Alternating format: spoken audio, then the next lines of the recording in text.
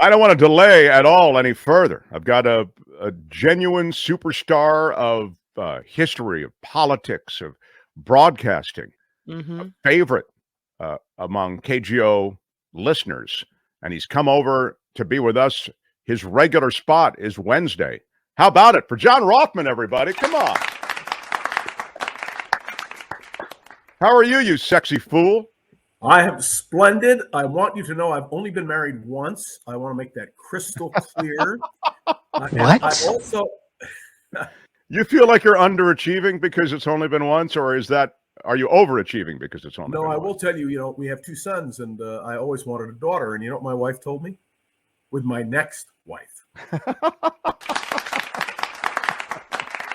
I like your wife already.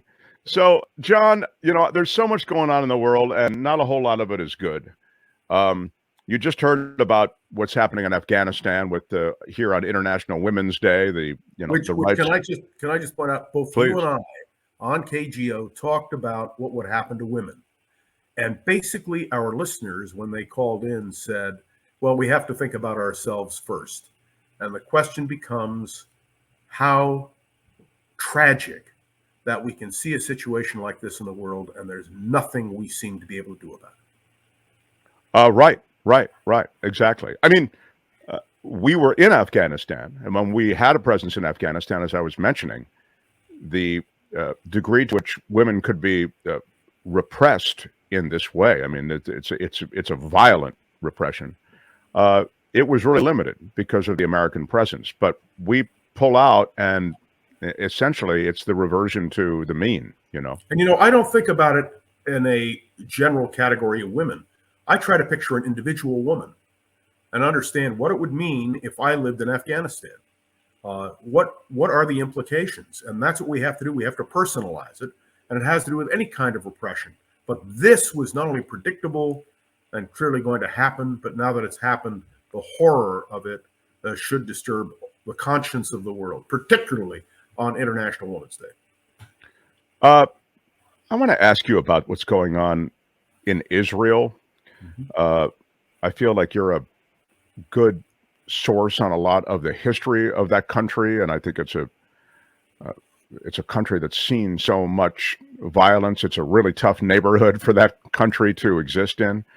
They've had this remarkable flourishing economy. I mean, it's a pretty amazing place, Israel, in many ways, and it coexists with this terribly disturbing situation with a group of people who feel as though they lack rights. They want their own land. They want land back. I mean, this is a complicated. I know I'm doing like a reducto on all of this. That's pretty substantial. But give me the state of the state there, and the latest seems to be the beginnings of what could be a more violent period again in Israel's history. Well, the real question for the Israelis is the challenge to their democracy, the attempt by the current government of Israel to change the way in which courts are chosen. Remember, we have a balance of power between the legislative, the executive, and the judicial. In Israel, there is only a parliamentary system and a judicial system. They don't have the executive power that we have here. We face in the United States a similar challenge. Just this morning, there was a report again that the Republicans want to deal with what they are terming the travesty of January 6th. I listened to Tucker Carlson last night as well. The challenges to democracy in democratic countries is so clear and so self-evident. I was asked the other day, what is my view of what's going on in Israel? They are going through the same existential crisis about democracy that we are going through. And I believe in the fundamental ability of societies that are fundamentally democratic to respond appropriately. So I am not worried about Israeli democracy. What I'm worried about is the challenge to democracy all over the world. And that brings us back to Afghanistan, which doesn't pretend to be democratic. So these issues, Mark, are real. The Israelis face a whole host of issues. And fortunately, their system, a democratic system, I think will withstand all the threats. Well, it's a right-wing government, and they are trying to take a more aggressive posture toward many things. Uh, is So this that's sort of like, if I may be so bold, what we now have in the House of Representatives. right? We have an abuse of power taking place by Kevin McCarthy uh, from the right, which is unprecedented. Can you imagine releasing video of the January 6th insurrection only to Fox? Can you imagine, and you alluded to it earlier, the question of the testimony, which we now have from Fox's own talk show hosts that are incredible. That's a real challenge to American democracy. And the real challenge is that there are millions of Americans who believe it. And that is the most disturbing thing of all. So when I think of Israel, I think of the United States, and I think of these challenges. We have to hope and believe that the systems under which we live, whether it is in the United States or in Israel, are strong enough to withstand the assaults which we all face. And by the way, that applies to Afghanistan. We cannot, for a moment, forget about what's going on in Afghanistan. Well, when you say we cannot for a moment forget about it, what we were there for 20 years, what would you like to do there? What would you like to see American policy toward Afghanistan be now? I think it's not a question of American policy, it's the world. If this is International Women's Day, the General Assembly and the Security Council of the United Nations have to say to Afghanistan and to its neighbors, this is unacceptable. And we as a world body are going to try to deal with it. One of the great tragedies of the post-World War II period is the impotence of the United Nations. They can make all the moral declarations they want, but they have no impact, in fact, on how the world revolves and evolves. And so the only vehicle we have is the United Nations. And you may recall that there are some Republicans who are currently talking now about cutting our foreign aid, cutting our aid to the United Nations. The last thing we should be doing is cutting the United Nations. We ought to be strengthening the UN in every way in the hopes that something could be done. Eleanor Roosevelt, this is International Women's Day. It was Eleanor Roosevelt, perhaps the greatest woman in modern American history, who authored the Declaration of Human Rights of the United Nations. And when people tell me, well, what do you want to do? I say, reread the Declaration of Human Rights. Reread it and see if we can apply it. Because if the United Nations is worth anything, those are the words which mean something. You know, the United Nations is a deeply troubled institution. It has been since its formation. You know this as well as I do. It's a factionalized place where there are decrees and vetoes that fall along those factionalized lines. So I am not a big United Nations booster, but let me finish. I so agree with what Rothman's saying right now, which is flawed as it is, and it is deeply flawed. I just kind of gave you the broad stroke on it. That's right. You must have it. You must have it. And you know, when I saw the Trump administration begin to core out the State Department, you know, I'm here in Washington, D.C. This is my parents' house. I grew up in this town. I have a lot of friends at the Justice Department, a lot of friends at the State Department, a lot of friends at the Secret Service. I mean, I got, you know, people I went to school with, people I grew up with. They're all working with government in different, and a lot of them left the State Department because there was this is mostly due to Bannon, a real effort to core out the State Department. It was viewed as part of the administrative state. Without the State Department, you have really no diplomatic channel to do any number of things and face any number of world crises. You really only have the military at that point, and I suppose the Oval Office telephone. You know, you're absolutely right. I have the privilege of being Harold Stassen's biographer. And although a lot of people laugh at Governor Stassen because he was the perennial candidate for president, he was the author, for all intents and purposes, of the Charter of the United Nations. And it was his great disappointment in life, not that he didn't become president. His great disappointment was that the United Nations did not live up to the expectations of the world. The UN was only really a power in the world in its first decade, from 1945 to 1955, when everyone really paid attention.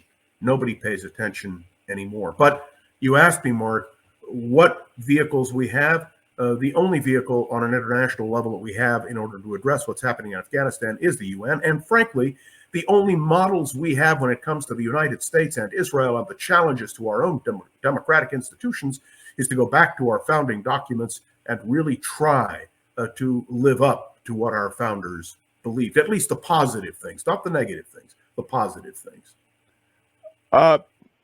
let me.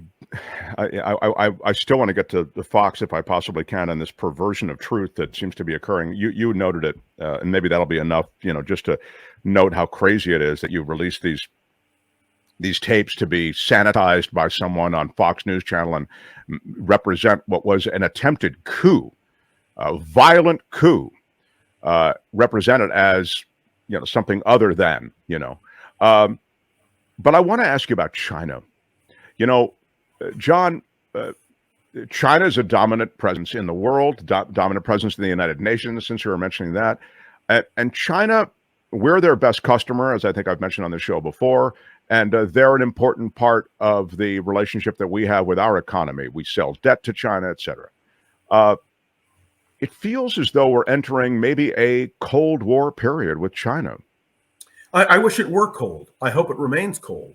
The Chinese are expanding in the Pacific. They're creating islands in the Pacific. They talk repeatedly about invading Formosa, Taiwan. This is serious business. And I don't know that there is a way to contain it. Look, let me give you one other example. The anti-China drumbeat now going on over where the virus was created in a lab or in the streets of China, to me is unbelievably inappropriate. I want to know where the virus began, but the more important question is, and I think the most significant thing is, the Chinese, if they were responsible in a lab for creating it, didn't create it to unleash on the world. It was not intended as a biological weapon. It's the same thing we talked about on KGO, Mark, and I said this repeatedly when people would say, well, the Chinese are conspiring against us, and this is part of that conspiracy. And I said, no, I don't accept that. I think what may have happened is less important than what our response is. And if we don't hunker down in relation to the Chinese, they are our major competitor in the world, and there should be no mistake about it. And you aren't even talking today about what's going on in Ukraine. But the disaster in Ukraine is so overwhelming, so monumental, so tragic. And let me point out again, we were talking about the UN, or we can talk about NATO, we can talk about all of these institutions. They're completely impotent in terms of preventing human tragedy. And that, to me, is one of the most disturbing things. Who can you count on in the world if you're in trouble? Who can correct these injustices and these wars? And we could, when it comes to China, as with Russia, it could spin out of control unless we're very careful. May I say that when Donald Trump last week addressed the crowd gathered at CPAC and said, if I were president, Putin would never have invaded Ukraine. And when he said that he could stop it in a minute, and I listened to that kind of demagoguery, and that's what it is. It scares the living bejeebers out of me. So we have threats to democracy, threats to our own institutions, threats to societies around the world. And we have to stand firmly in the belief that we can make a difference if we try to do the right thing. And may I tell you, and this is a purely partisan statement, and I want to make that crystal clear, I'm grateful that Joe Biden is president and not Donald Trump. Just listen to the rhetorical flourishes from Donald Trump last week at CPAC, and listen to Joe Biden's far more reasonable approach. I'm not talking, Mark, about policy here. I'm talking about rhetorical power. And remember what Teddy Roosevelt called the White House, a bully pulpit. And if you have a demagogue providing a bully pulpit, you have a potential catastrophe. So I point this out respectfully because I'm concerned about the fate of democracy here in Israel, and yes, even in Afghanistan, where we made an effort. And the effort may have failed, but thank God we tried with all of our mistakes, with all the things we did wrong. And I ask on this International Women's Day, if every woman listening to this broadcast would think what it would be like for them if they lived in Afghanistan. Just think about it. And that to me is the key, because to be honest with you, Mark, we don't take things personally. It's too easy to flub it off and say, well, it's somebody else's problem. I used to have hair. I don't anymore because I worry about all these problems so resolutely. And at least on your program, we have a chance to talk about it. Well, the last thing I'll say, just in relation to International Women's Day and the plight of women, and I know we talk about the plight of women in Afghanistan and around the world. But I want to turn a light back onto this country where women have had their reproductive rights taken away by a 100%. backward court, by a bunch of right-wing, crazy religious nut jobs, our mullahs, and it's continuing. It wasn't enough for them to roll back Roe. It wasn't enough for them to turn it back to the states, and in red states, those rights that I've just described are being taken away. Now they're going after the blue states. They're going after places that are islands of civility and islands of fairness when it comes to women having control over their own bodies. I see this as an outrage. I find it grotesque. The idea that they're wanting to ban the ability to have an abortion pill sent through the United States mail is stunning. But I want to commend Kim McAllister. Why? Because Kim opened this broadcast by pointing out what's going on in Texas right now. Oh. And the women of the world had better unite, and we better unite with them in order to overturn these things. And all I can tell you is when you think about what the Republican Party is doing now, not to come back purely to domestic things, I'm glad you raised this, Mark. All of the major Republican candidates for president are in favor of limiting a woman's right to choose. Well, what could be more undemocratic? What greater assault could there be on individual liberty? By the way, I'm not here advocating for a woman to get an abortion. I am advocating for a woman's right to choose whether or not to have an abortion or whether or not to take birth control pills. And what do you do? I was just talking to a college student who got his girlfriend pregnant. And in the end, they were able to secure the abortion pill through the mail so that it was taken and the pregnancy was terminated. And he looked at me with tears in his eyes. He's 20 years old. And he said to me, "Can you imagine what my life would be like if this pill had not been available? Can you imagine what the life of my girlfriend would have been if this pill were not available?" And his point was, whether he married her or not, he had the obligation then to take care of a child, and he wasn't ready to do it. I mean, there are a million stories like that. It's we're talking about basic health care here too. This is outrageous what's happening in this country. Oh, so can I make one other comment? I mean, I know we're running out of time, but you're really well over the one over comment line, John. I know. Processes, protocols, and standards. All right. It's okay. I'll allow it. God, thank God. I just, if anybody's going to be a dictator, Mark, it might as well be you. But I do want to point out the assault on Medicare and Social Security that is being leveled by Republicans. And they can deny it from here to hell and back again, but listen to what they're doing in committees. They're going after Medicare. They're going after Social Security. They're talking about substantial budget cuts. All I can tell you is, for America, this is a test of our freedom. Wow. He really stuck the landing, Kim. I love John Rothmann for the land. Yeah. Yeah. There was no step back. Find him here. Hard. Find him here on hard landing. I got an email. Got an email from Matt. Yeah. It's titled FKGO. It says, "Hi, Mark and Kim and fresh-faced Albert. I'm so glad that I found the show online. I'm still so pissed off at KGO for changing the format. I hope to find the rest of the personalities like John Rothmann and Pat Thurston and Nikki. Nice to have Law and Disorder and Friday Fabulous Florida back. Thank you, Matt." So there you go. It was not KGO that changed the format. It was Cumulus Media. And I want to differentiate that, because those of us at KGO, Mark was actually on the air when the plug was pulled. We were all completely horrified. And every day, Mark, people come up to me and say, "Didn't you used to be John Rothmann?" It's one of the what? And whether it was KGO or another vehicle. And may I point out, can I put a plug for Pat? Pat is now reading news on KCBS. Yeah. And occasionally I've been on with her. Tim Sika's been on with her. She has tried to maintain as best she can in the short segment she has some of the interaction, but it's not radio talk. It's not what Mark Thompson or what Nikki Maduro or what Kim McAllister, what you are trying to do. And I'm so proud to be a part of this, if for no other reason than to try to give people that chance for expression. And people should spread the word about the Mark Thompson program and support the Mark Thompson. Yes. Yes, damn it. Listen to Brother And Rothman, everybody. Hallelujah. And I don't get a raise for this, do I, Mark? So, No. I'm doubling what we're giving you today. Next week, I'm doubling it. All right. You can't just let it stop. You got to let people know. I'm not paid anything. I do this because I so believe in the good work you're doing. I know we're late for news, but I have two Rothmann questions to ask. Mm-hmm. First, people in the chat are wondering, what's this vehicle behind you on the wall, the portrait of the van? I will explain. My father-in-law was from Indianapolis, Indiana, and he had a business called Tuckman Cleaners. Okay. And what is behind me is the Tuckman Cleaner truck.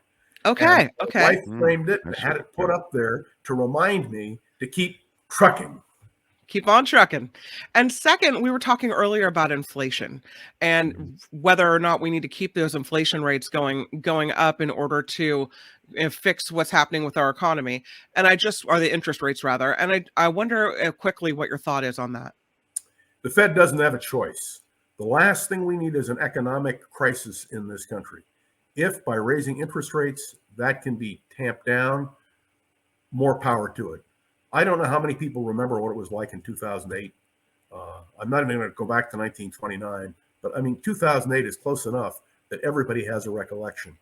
The strength of America and the preservation of our democracy, the Republican form of government that we have, hinges on a strong, vital, vibrant economy. Thank God, the one thing the Fed has said is the economy is strong. I know there are individual cracks. I know that inflation is tough. I know all of those things. But the fact is that fundamentally, it is the American economy which drives the economy of the world. And our power as a world power comes from the economic force that we bring, not just the power of our ideas, although that to me is critical. It is also the fact that we have an economy that works. And I just hope that the Republicans and Democrats, because the next big issue, which Mark will be addressing, I'm sure, at some point, will be raising the debt ceiling. And we've talked about it a couple of times already. But John, you can, and we will, of course, bring as the deadline grows closer, we will talk about it more. But you will concede, though, John. You can raise, when you say they have no choice, you can raise the interest rates beyond a reasonable level. You can begin to do damage to that economy that you're talking about because of the very thing that you're speaking of the Fed's doing. Exactly. But fortunately, we have a Fed that is acting responsibly. Okay. And I want to point that out. And we have a Congress that I hope will act responsibly, because the big issue now is not the debt ceiling, which is an important question, but the question will be, when the new Congress proposes the budget, how that budget falls in line, and whether Republicans and Democrats can reconcile themselves. And let me point out to you, when I used to work the middle of the nights on KGO, and it was a slow night, all I had to do was mention Social Security or gun control, and the board would light up like a Christmas tree. Sure. Well, we could go into guns, but the most important single thing is, think about the number of people we know whose lives are determined by that Social Security check and Medicare. Make no mistake. This is what Donald Trump realized, and that's why he made the point to separate himself from the rest of the GOP in Congress, or many of them, and even members of the GOP, as you know, particularly in the Senate, who are trying to stay clear of the stink of the mention of rolling back or changing Social Security. They call it the third rail of politics for a reason. And Trump realized, wow, can't believe, Trump, who's manifestly a moron, has no underlying political philosophies, as you're aware. He's an empty vessel, all about himself. That's why he's such a good tool to be used by many, I'm going to say the right wing that really took control of the GOP. They saw something in Trump in those opportunities. But he does recognize, don't you think, John, the populist desire to hang on to Social Security and Medicare for the reasons that you've mentioned. So when the rest of the party, his party, were going toward canceling it or rolling it back, Trump saw an opportunity to distinguish himself from the rest of the GOP. I thought it was a smart move politically. So do I. And I think the Republican Party, if they have any smarts, will embrace that. But let me point out to you that McCarthy is not the smartest guy leading the Republican Party. I would rather have had a Paul Ryan. Let me tell you, Paul Ryan ideologically wanted to cut Social Security and Medicare. Oh, my God, yes. He's an Ayn Rand disciple. Absolutely. At least Yeah. he was honest, and there would be been a real repudiation. I don't think McCarthy is honest in all of this, and we're just getting started, Mark. I mean, there's so much to talk about, and I know I've overstayed my welcome, but I do want you to know how much I appreciate the opportunity to share some of these thoughts. And I hope I see in the chat we're getting a lot of comments, but it's great, John. You don't overstay your welcome. We're late, so I have to say goodbye. But you never overstay your welcome. You're absolutely terrific.